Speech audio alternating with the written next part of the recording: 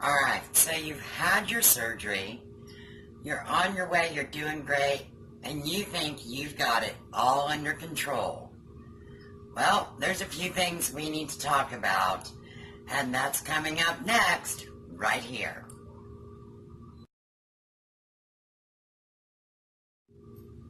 Hey everyone, this is Jen, and I am here to talk to you about year one, also known as the golden year, that first year after bariatric surgery.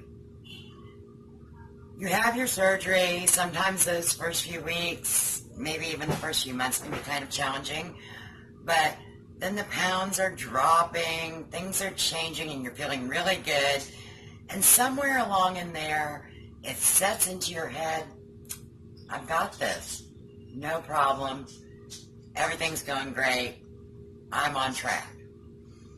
But sometimes we need to stop and get a little dose of realism in there, because during that first year, your tool is really doing a lot of the work for you. Now, obviously, all the things that come with that, learning how to eat right, doing your exercise, can help with greater loss and help to get you in better shape. But if you're just depending on the tool, that's going to stop. You're going to hit a brick wall, and then things are going to start unraveling. So what we want to do is try to cut that off. All right? Your metabolism changes stop. If you've had the sleeve, usually around 3 years out, that change in your metabolism is no longer affected by the tool. And for bypass, it's around 5 years. So that in and of itself, can hit people pretty hard. You get out, you get to, a goal weight, or you're feeling good, and then all of a sudden your metabolism isn't what it was right after surgery. You start dragging a little more, things aren't coming as easily. That's why that first year is so important. You need to obviously build new healthy habits, but that starts by taking a look at your current and past habits and rituals,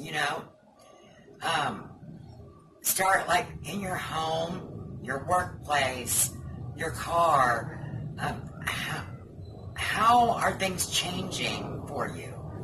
Have you stopped having foods in your home that you know are not good for you? Are you stocking up on high protein, low carb, natural foods? Do you have a space where you can exercise or meditate or anything like that? Having your surroundings change helps to reinforce the healthy habits that you're trying to build. If everything stays the same, it's easier to fall into those same traps. So, maybe in your car you'll keep healthy snacks in case there's ever an emergency, or you get sidetracked and things are taking longer than expected, and that keeps you from running through a fast food place and grabbing something that maybe isn't as healthy for you. You also start identifying, what times of day, are there times of day that are hard for you? For me, it's late night, because that was my habit. I was a late night grazer, go and grab some snacks, watch some TV, be on the internet, and I would eat mindlessly, just something to munch on, keep me occupied. Starting to be aware of those rituals, those habits that you've built over the years, you can start to break them. It happens with moods too. For a lot of us, if you're sad or upset, food is kind of your go-to. So you should be really paying attention to those things and finding ways that you can change that during the first year.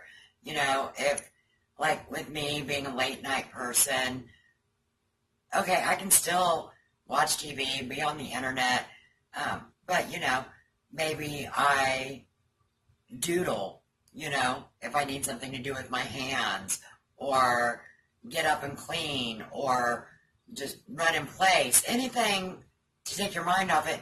Or knowing that's the kind of person you are, work that in to your daily count. You know, track those macros, allowing for a late night snack that fits in with your new healthy diet. That way, you know, you're acknowledging that that's a habit you have, but you're turning it around into something healthier. Same with your mood. You know, have things on hand, and, you know, so that if you get in that mood and you just are, you know, snacking kind of mindlessly, at least you have something healthy.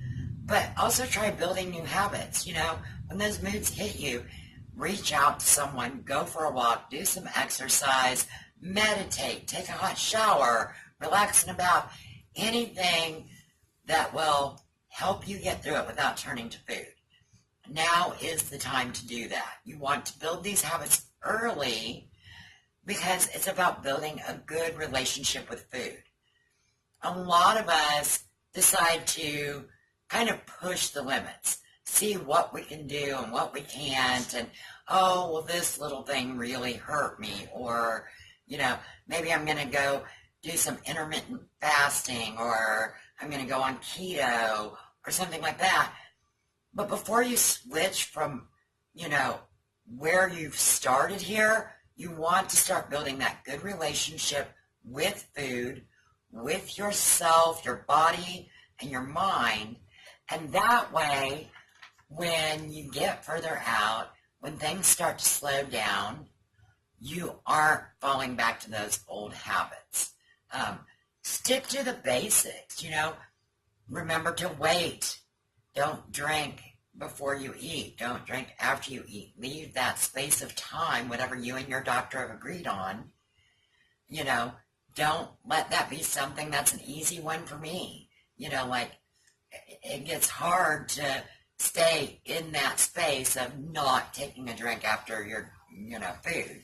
But staying on top of those things really helps, you know, to build good habits. You need to, you know, make sure you understand that exercise is necessary in order to achieve your goals and maintain them. You know, start that now. Make it a regular habit. Be mobile, you know, move in whatever ways you can, you know, mentally, physically, just keep moving forward. You know, most weight loss patients will end up gaining back somewhere around 20% of what they've lost, because the main cause is because of eating habits. So, you know, you can't get complacent, and you can't start to doubt yourself, sabotage yourself, or get too comfortable. So that's what we really want to work on, building those habits and not letting them slip. Don't get too comfortable. I'm at 9 months right now, so this is a big thing for me, because I want to know, as I'm getting closer to where my doctors want me weight-wise, and I'm getting to that year out, and I'm starting to have to push harder for every pound, I really want to make sure that I'm building good habits, because this isn't just for a year. This isn't just till you hit a particular weight. This is forever. And I'm not going to say you can't ever, you know, have a little something, you know, or, you know, skip a day without exercising. But those should be the odd days, you know. You want this to be a lifetime habit so that you don't find yourself back where you were before.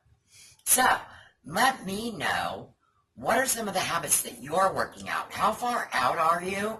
What, if you're past that year mark, what have been your hardest challenges as far as maintaining your weight or continuing your weight loss? I'd love to hear some of your struggles and your tips and hints. So leave them in the comments. And thanks so much for stopping by.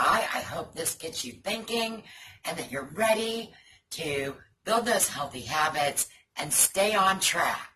I will talk to you all again on Friday with my personal update. Thanks for stopping by. and have a great week. Bye.